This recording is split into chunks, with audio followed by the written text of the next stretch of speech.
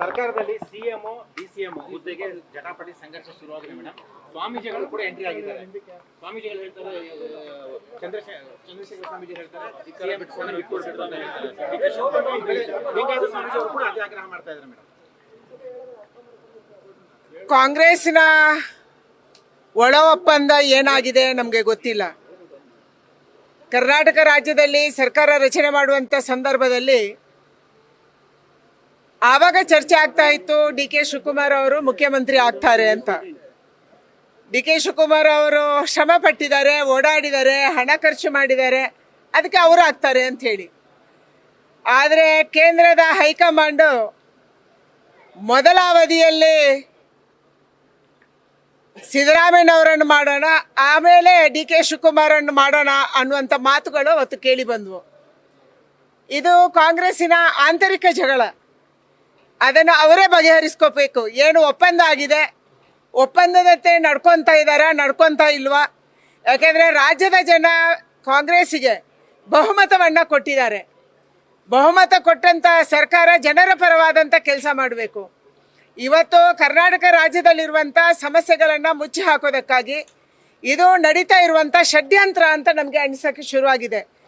ನಿರಂತರವಾಗಿ ಆಡಳಿತದ ಮುಖ್ಯಮಂತ್ರಿ ಯಾರಾಗಬೇಕು, ಡಿ ಸಿ ಎಂ ಯಾರಾಗಬೇಕು, ಮಂತ್ರಿ ಯಾರಾಗಬೇಕು, ಯಾರ ಖಾತೆ ಯಾರಿಗೆ ಬೇಕು ಅನ್ನುವಂಥ ಜಗಳ ನಡೀತಾ ಇದ್ದರೆ ಜನ ಇವತ್ತು ಅಭಿವೃದ್ಧಿ ಕೆಲಸವನ್ನು ಮರೀತಾರೆ, ಕಾನೂನು ಸುವ್ಯವಸ್ಥೆ ಹಾಳಾಗಿದ್ದನ್ನು ಮರೀತಾರೆ. ಇವತ್ತು ಜನಕ್ಕೆ ಮುಂದಿನ 2 ತಿಂಗಳಿಂದ ಸರ್ಕಾರಿ ನೌಕರಿ ಸಂಬಳ ಕೊಡೋಕ್ಕೂ ದುಡ್ಡಿಲ್ಲ ಅನ್ನುವಂಥ ಸ್ಥಿತಿ ರಾಜ್ಯದಲ್ಲಿ ಏನು ನಿರ್ಮಾಣ ಆಗಿದೆ. ಬೆಂಗಳೂರು ನಗರದಲ್ಲಿ ಗುಂಡಿ ಮುಚ್ಚಕ್ಕಾಗ್ತಾ ಇಲ್ಲ, ಇವತ್ತು ನೀರು ಕೊಡೋಕ್ಕಾಗ್ತಾ ಇಲ್ಲ, ವಿದ್ಯುತ್ ಉತ್ಪಾದನೆ ಆಗ್ತಾ ಇದ್ರೂ ಕೂಡ ಹಳ್ಳಿಗಳಲ್ಲಿ ಇವತ್ತು ವಿದ್ಯುತ್ ಸಿಗ್ತಾ ಇಲ್ಲ. ಇದೆಲ್ಲವನ್ನ ಮರೆಸೋದಕ್ಕೆ ಕಾಂಗ್ರೆಸ್ ನಾಟಕ ಆಡ್ತಾ ಇದೆ. ಒಂದು ಕಡೆ ವಿದ್ಯುತ್ ಬಿಲ್ ಜಾಸ್ತಿ ಆಯಿತು, ಎರಡನೇದಾಗಿ ಇವತ್ತು ಪೆಟ್ರೋಲ್ ಡೀಸೆಲ್ ಬಿಲ್ ಜಾಸ್ತಿ ಆಯಿತು, ಮೂರನೇದಾಗಿ ಇವತ್ತು ನಾವು ಟ್ಯಾಕ್ಸ್ ಕಟ್ಟೋದು ಜಾಸ್ತಿ ಆಯಿತು, ಸಬ್ ರಿಜಿಸ್ಟ್ರೇಷನ್ ವ್ಯಾಲ್ಯೂ ಜಾಸ್ತಿ ಆಯಿತು. ಒಂದು ಬರೆಯ ಮೇಲೆ ಇನ್ನೊಂದು ಬರೆಯನ್ನು ಕಾಂಗ್ರೆಸ್ ಸರ್ಕಾರ ಏನೋ ಆಗ್ತಾ ಇದೆ. ಜನ ಇದೆಲ್ಲವನ್ನು ಮರೆಯೋದಕ್ಕಾಗಿ ಅಧಿಕಾರದ ಕುರ್ಚಿಯ ಗುದ್ದಾಟದ ನಾಟಕವನ್ನು, ಡ್ರಾಮಾವನ್ನು ಕಾಂಗ್ರೆಸ್ ಮಾಡ್ತಾ ಇದೆ. ಇದಕ್ಕೆ ಹೈಕಮಾಂಡು ಮತ್ತು ಕಾಂಗ್ರೆಸ್ಸಿನ ನಾಯಕರು, ಮುಖ್ಯಮಂತ್ರಿ, ಡಿ ಸಿ ಎಂ ಎಲ್ಲರೂ ಸೇರಿಕೊಂಡು, ಮಲ್ಲಿಕಾರ್ಜುನ ಖರ್ಗೆ ಅವರು ಸೇರಿಕೊಂಡು ಅಂತ್ಯ ಹಾಡಬೇಕು. ರಾಜ್ಯದ ಅಭಿವೃದ್ಧಿ ಕಡೆಗೆ ಗಮನ ಕೊಡಬೇಕು. ಇವತ್ತು ಕೇಂದ್ರದ ಅನುದಾನವಾದ ಸರಿಯಾದ ರೀತಿಯಲ್ಲಿ ಉಪಯೋಗ ಮಾಡಿಕೊಂಡು ರಾಜ್ಯದ ಜನರ ಕಣ್ಣೀರನ್ನು ಒರೆಸುವಂಥ, ರಾಜ್ಯದ ಜನರಿಗೆ ಸರಿಯಾದ ಕಾನೂನು ಸುವ್ಯವಸ್ಥೆ ಒದಗಿಸುವುದನ್ನು ಮಾಡಬೇಕನ್ನುವಂಥ ಆಗ್ರಹವನ್ನು ನಾನು ಮಾಡ್ತಾ ಇದ್ದೀನಿ. ನೀಟ್ ಅಕ್ರಮದ ಬಗ್ಗೆ ಕೇಂದ್ರ ಮಾತಾಡ್ತಾ ಇಲ್ಲ, ಮಾತಾಡಕ್ಕೆ ಹೋದ್ರೆ ರಾಹುಲ್ ಗಾಂಧಿ ಮಾತಾಡಕ್ಕೆ ಹೋದ್ರೆ ಮೈಕ್ ಆಫ್ ಮಾಡಿದ್ರು. ಇದೆಲ್ಲವೂ ಸುಳ್ಳು. ಅವರಿಗೆ ಮಾತಾಡಕ್ಕೆ ಅವಕಾಶ ಇದೆ.